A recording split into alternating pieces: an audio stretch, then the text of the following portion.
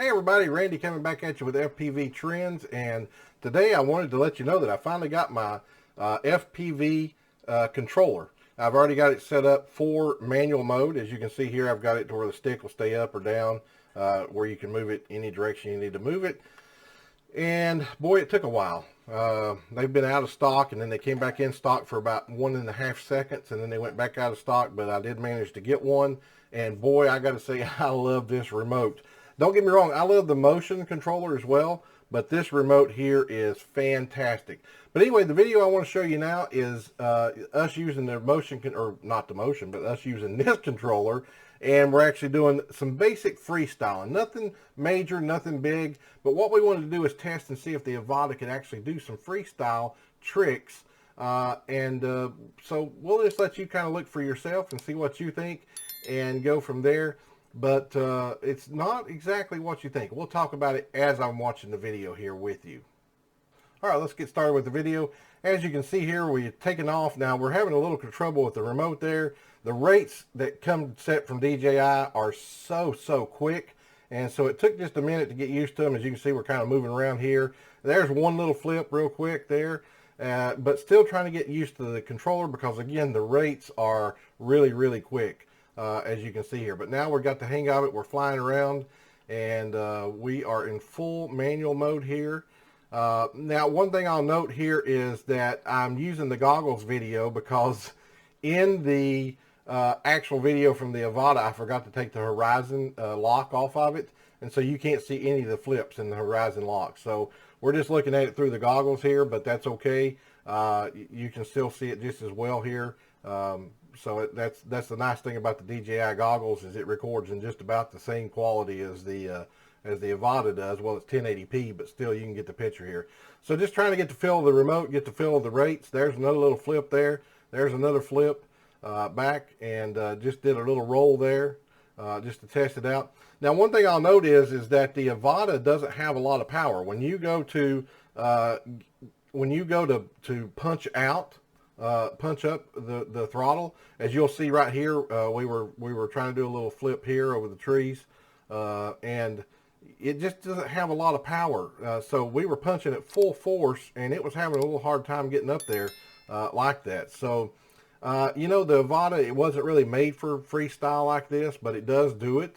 I would suggest that if you want to get into freestyle, maybe you can learn on this some basic tricks and then actually get you a freestyle drone, a little 5-inch drone or something like that, and fly it, because the Avata just wasn't really built for this kind of freestyling.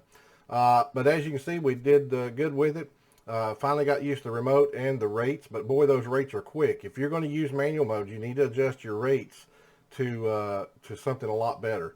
But again, as you can see here, it's doing pretty well, and it works good in manual mode. So now we're just going to kind of bring it in for a landing here, and we'll come right back to me here. Let's go around the flagpole real quick, and then we'll come back full screen here. So as you can see, the Avata did pretty good in freestyle mode. We just did basic tricks there, nothing extraordinary, you know, out of the box, any type of things like that. But I will say that the power of the Avata, it just didn't have it when we you know, just try to punch it up and go full throttle. It just didn't seem to want to punch up really fast. Now, I don't think that's a setting that we had. These were out of the box settings from DJI. Maybe we could have set it a little better. But of course, you can't set rates on the throttle anyway, so it wouldn't have had anything to do with the rates, because again, you can't set them for that. You can only set them for yaw and roll and pitch. But anyway, I really love this remote.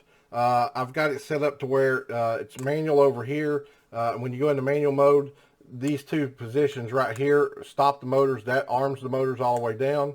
I will say that the stop-start button, you don't have to worry about it. On the old FPV, I believe, I may be wrong about this because I don't have one, but I believe on the old FPV, if you press that button or double tapped it, it basically turned the motors off, I think.